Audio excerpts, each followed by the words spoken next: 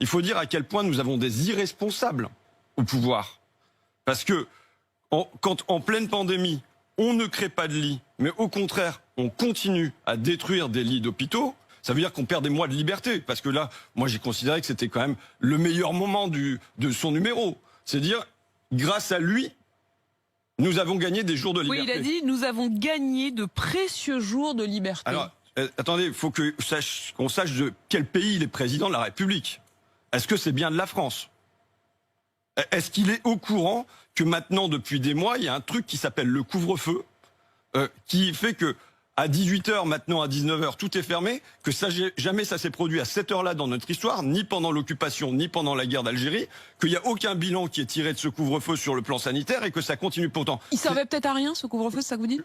J'interroge. Moi, en tant que parlementaire, j'ai aucune information. Donc, j'en ai demandé, est-ce qu'il y a des bilans? Il n'y a aucune preuve que ça a un impact réel. Donc, si ça se trouve, on subit ce que vous sous-entendez, c'est que si ça se trouve, on subit déjà depuis un petit bout de temps quand même ce couvre-feu, qui en réalité n'a pas changé grand-chose. En tout cas, moi, j'ai aucun élément qui me permet de trancher cette question. Vous avez posé la question? Bien sûr, de nombreuses reprises, tant au niveau départemental, à la préfecture, que au niveau national. Mais est-ce qu'il est au courant que les bars, les restaurants, les cinémas sont fermés pour nous dire qu'on a des précieux jours de liberté? Est-ce qu'il est au courant que les gymnases sont fermés pour que les enfants fassent du sport, que mon gosse fait pas de hand depuis 1 an, et que c'est pareil pour tous les enfants du pays, pour nous parler de précieux jours de liberté? Est-ce qu'il est au courant qu'on ne peut pas se réunir à plus de 6 pour nous parler de précieux jours de liberté? Est-ce qu'il est au courant que les étudiants vivent essentiellement par Zoom pour nous parler de précieux jours de liberté? Enfin, je sais pas, est-ce que quelqu'un lui a dit que ça se passait comme ça dans le pays?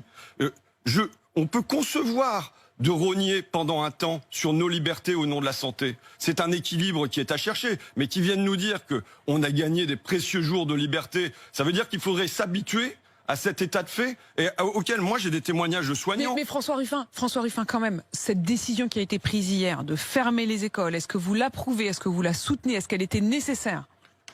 Vous savez, le gars il fonce droit dans le mur, et au moment où il est dans le mur, il dit, est-ce que vous êtes d'accord pour qu'on fasse marche arrière? Mais forcément, on va être d'accord pour faire marche arrière, on n'a pas le choix. Vraisemblablement, on va pas contaminer tout le pays, entraîner des morts et ainsi de suite. Donc c'est pas la question, c'est qu'est-ce qui a été fait depuis 1 an. Le premier confinement, je me suis pas exprimé de cette manière-là. J'ai compris, on était pris par surprise. On pouvait accepter ce temps-là et je pense que la population française l'a largement accepté. 1 an après, il n'y a plus de surprise.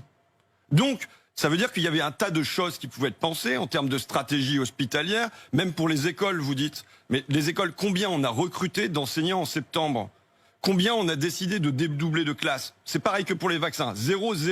Combien on a donné d'heures de formation aux enseignants pour, si jamais ça devait se reproduire, faire de la pédagogie en distanciel? 0. Il ne s'agit pas, pour faire de la pédagogie en distanciel, de juste appuyer sur un bouton pour savoir faire du Zoom.